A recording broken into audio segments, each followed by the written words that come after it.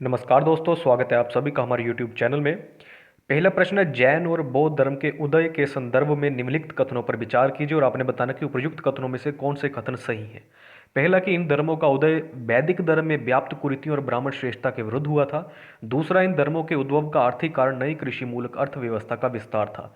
तो ये दोनों ही कथन सत्य हैं, पहला कथन भी सत्य है, दूसरा कथन भी सत्य है। अब हम इनके जो उत्तर है इसकी व्याख्या देख लेते हैं। देखिए, इससे जब हम व्याख्या पढ़ेंगे तो आपके मन में एक कहानी बन जाएगी जिससे आपको जो कभी भी भूलेगा नहीं। तो देखिए, वैदिक उत्तर काल में समाज 4 वर्णों में विभाजित था। ये भी एक खुद में एक प्रश्न बनता है। तो कौन कौन से वो 4 वर्ण थे? ब्राह्मण, क्षत्रिय, वैश्य और शूद्र। ये वर्ण व्यवस्था जन्म के आधार पर थी। ये एक दूसरा फैक्ट है महत्वपूर्ण। इसमें ब्राह्मणों को विशेषाधिकार दिए गए और वे समाज के सर्वोच्च होने का दावा करते थे। क्षत्रियों को दूसरा तथा वैश्यों को तीसरा स्थान प्राप्त था। आपको देखिए क्रम भी याद होना चाहिए। वैश्य वर्ण को कर चुकाने का दायित्व तथा चतुर्थ शूद्र वर्ण को तीनों वर्णों की सेवा का कर्तव्य था।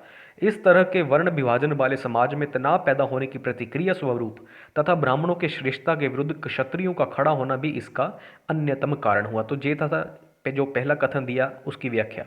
अब हम दूसरे कथन की व्याख्या को भी देखते हैं। पूर्वोत्तर भारत में अच्छी वर्षा होने के कारण घने जंगल छाए हुए थे। उन जंगलों को साफ करने के लिए लोहे के औजारों का इस्तेमाल होने लगा। तो मध्य गंगा के मैदानों में भारी संख्या में लोग बसने लगे। इस प्रदेश में बड़ी बड़ी बस्तियां बसने लगी और खेती करने के लिए लोहे के हलों के लिए बड़ी संख्या में बैलों की जरूरत होने लगी। हालांकि उस समय बैल वैदिक कर्म कांडों में बलि के कारण उनकी संख्या में कमी हो रही थी। इसलिए नई कृषि मूलक अर्थव्यवस्था को चलाने के लिए पशुवध को रोकना आवश्यक था। अतः इन दोनों धर्मों में अहिंसा पर बल दिया गया। तो ये था दूसरे कथन की व्याख्या। दूसरा कथन सत्य क्यों था उसकी आपको व्याख्या। आप देखिए, आपके माइंड में एक कहानी बन जाएगी। आपको डायरेक्टली आंसर ना भी पता हो तब भी आप इसका आंसर बिल्कुल सही लगा कर आएंगे और आपको ये अभी कभी भी ये भूलेगा नहीं। देखिए, जे मैं 2-3 वीडियो में जो टॉपिक कवर करूंगा, 3-3 4-4 मिनट की आपके लिए वीडियोस लेकर आया करूंगा ताकि देखिए आपका पढ़ने में इंटरेस्ट बना रहे। ज़्यादा लंबी वीडियो देखकर देखिए कुछ बच्चे होते हैं कि 15-20 मिनट की अगर वीडियो देखकर ही वो वीडियो को क्लिक नहीं करते, वो पढ़ेंगे ही नहीं। देखिए, बहुत महत्वपूर्ण प्रश्न है, बिल्कुल डिटेल में हम पढ़ेंगे। कोई भी प्रश्न इससे बाहर आपका नहीं बन सकता, बिल्कुल व्याख्या के सहित। जो प्रश्न डायरेक्टली मैं आपसे नहीं पूछूंगा वो व्याख्या में मैं आपको बता दूंगा। कोई भी प्रश्न जैन और बौद्ध धर्म से आपको बहुत सारी एक्स्ट्रा जानकारी भी जैन और बौद्ध धर्म से इस वीडियो में देखने को मिलेगी। तो 3-3 4-4 मिनट की मैं आपके लिए वीडियोस लेकर आया करूंगा। तो 1-2-3 वीडियोस में मैं आपका जो टॉपिक पूरा कंप्लीट करवा दूंगा। नेक्स्ट प्रश्न है कि जैन धर्म के संदर्भ में निम्नलिखित कथनों पर विचार कीजिए। तो आपने बताना कि उपयुक्त कथनों में से कौन से कथन सत्य हैं। पहला कि इस धर्म के सिद्धांतों के उपदेष्टा तीर्थंकर कहलाते थे। तो ये तो आपको पता ही है, तीर्थंकर ही कहलाते थे। दूसरे कि इस धर्म के संस्थापक पार्श्वनाथ माने जाते थे। तो कमेंट कीजिए कि पार्श्वनाथ ही माने जाते हैं। तीसरा कि वर्धमान महावीर की माता लिच्छवी नरेश चेतक की बहन थी। तो देखिए, तीसरा कथन भी सत्य है, लेकिन दूसरा कथन क्या है? गलत। आपको पता है कि संस्थापक कौन माने जाते हैं? ऋषभदेव। ऋषभनाथ। तो देखिए, पहला और तीसरा कथन इस प्रश्न का राइट आंसर रहेगा। पहला और तीसरा कथन सत्य है, ऋषभदेव ना कि पार्श्वनाथ। तो जैन धर्म में धर्म के सिद्धांतों के उपदेष्टा को तीर्थंकर कहा जाता है। इसमें 24 तीर्थंकर हुए थे। महावीर को 24वां वो अंतिम तीर्थंकर माना जाता है। अतः कथन एक सत्य है। जैन धर्म के संस्थापक ऋषभदेव को माना जाता है। पार्श्वनाथ 23वें तीर्थंकर माने जाते हैं जो वाराणसी के निवासी थे। अतः दूसरा कथन गलत है। दूसरा कथन गलत क्यों है? क्योंकि कथन में दे रखा कि पार्श्वनाथ जैन धर्म के संस्थापक है, जबकि कौन है? ऋषभदेव। तीसरा है कि महावीर की माता का नाम त्रिशला था जो बिंबिसार के ससुर लिच्छवी नरेश चेतक की बहन थी और उनके पिता का नाम सिद्धार्थ था। ये भी याद रखेंगे, माता का नाम त्रिशला, पिता का नाम सिद्धार्थ। और किस कुल से संबंधित थे महावीर? तो ये भी याद रखेंगे, क्षत्रिय कुल से। नेक्स्ट प्रश्न है, निम्नलिखित में से कौन सा कथन असत्य है, यानी कि गलत है? तो कौन सा कथन असत्य है? सी। देखिए, कैवल्य द्वारा सुख दुख पर विजय प्राप्त करने के कारण महावीर जिन और उनके अनुयायी जैन कहलाते थे। देखिए, जो एक अलग से भी प्रश्न बनता है कि जो महावीर थे उनके अनुयायियों को क्या कहा जाता है? जैन। महावीर ने जैन धर्म के 5 व्रतों में 5वां व्रत ब्रह्मचर्य को जोड़ा। जो एक और अलग से क्वेश्चन बनता है कि 5वें व्रत को किन्होंने जोड़ा? महावीर ने। कितने कुल व्रत? 5 व्रत। जैन अनुयायियों के संग में स्त्री और पुरुषों दोनों को स्थान मिला था। तो ये भी कथन आपका सही है। तो कथन गलत कौन सा है? Option C. तो इसका मतलब क्या हुआ कि जैन धर्म में पूर्व जन्म की मान्यता थी, पर ऑप्शन में क्या लिखा रहेगा कि स्वीकार नहीं किया गया। जैन धर्म में पूर्व जन्म का अस्तित्व स्वीकार किया गया है। तीर्थंकर महावीर के अनुसार पूर्व जन्म में अर्जित किए गए पुण्य या पाप के अनुसार ही उच्च या निम्न कुल में जन्म होता है। उनके मतानुसार शुद्ध और अच्छे आचरण वाले निम्न जाति के लोग भी मोक्ष पा सकते हैं। अतः कथन जो सी है वो गलत है, जबकि अन्य तीनों कथन सत्य है। नेक्स्ट है, निम्नलिखित में से कौन सा जैन धर्म का त्रिरत्न माना जाता है। देखिए पहला प्रश्न ये बनता है कि त्रिरत्न का संबंध, जो त्रिरत्न है इसका संबंध किस धर्म से है, तो जैन धर्म से। तो त्रिरत्न किसे कहा जाता है, ज्ञान, ध्यान और आचरण। आप किस तरीके से याद रखें, देखिए सम्यक तो सभी के साथ लगेगा, सम्यक ज्ञान, सम्यक ध्यान, सम्यक आचरण। ज्ञान, ध्यान और आचरण, इन तीनों को क्या कहा जाता है, त्रिरत्न। और त्रिरत्न का संबंध है जैन धर्म से, जी आप याद रखेंगे। जैन धर्म में सांसारिक बंधनों से छुटकारा पाने के उपाय बताए गए हैं। मोक्ष पाने के लिए कर्मकांडी अनुष्ठान की आवश्यकता नहीं है, तो कर्मकांडी अनुष्ठान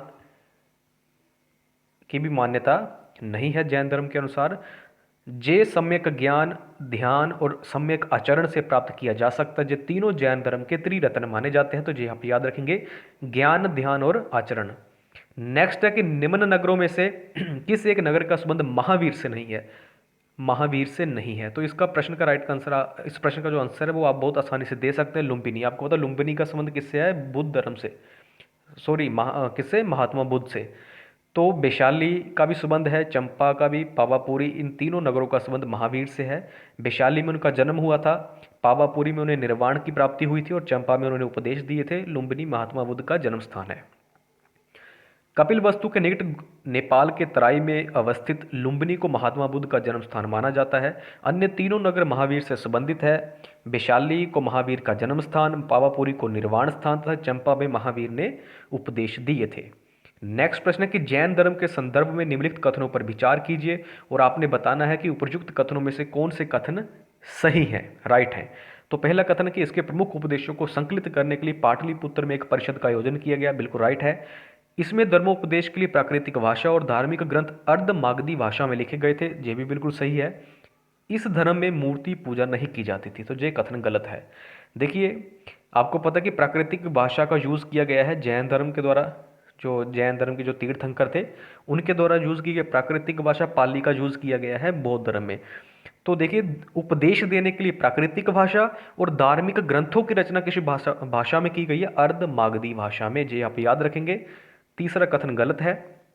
देखिए जैन धर्म के उपदेशों को संकलित करने के लिए पाटलिपुत्र में एक परिषद का आयोजन किया गया था। अब देखिए इसकी व्याख्या में ही कितने सारे प्रश्न महत्वपूर्ण छुपे हुए हैं, मैं आपको बताऊंगा किस किस से प्रश्न बन सकता है। देखिए महावीर की मृत्यु के 200 वर्षों के बाद मगध में 12 वर्षों तक अकाल पड़ा, जिससे भद्रबाहु के नेतृत्व में बहुत से जैन लोग दक्षिण पथ चले गए तथा शेष स्थलबाहु के नेतृत्व में मगध में रह गए। आपको पता कि जैन धर्म दो संप्रदायों में आगे जाकर बंट गया था, एक दिगंबर और दूसरे श्वेतांबर। श्वेतांबर नाम से पता चल रहा है जो सफेद वस्त्र पहनते, दिगंबर जो वस्त्र धारण, कोई भी वस्त्र धारण नहीं करते।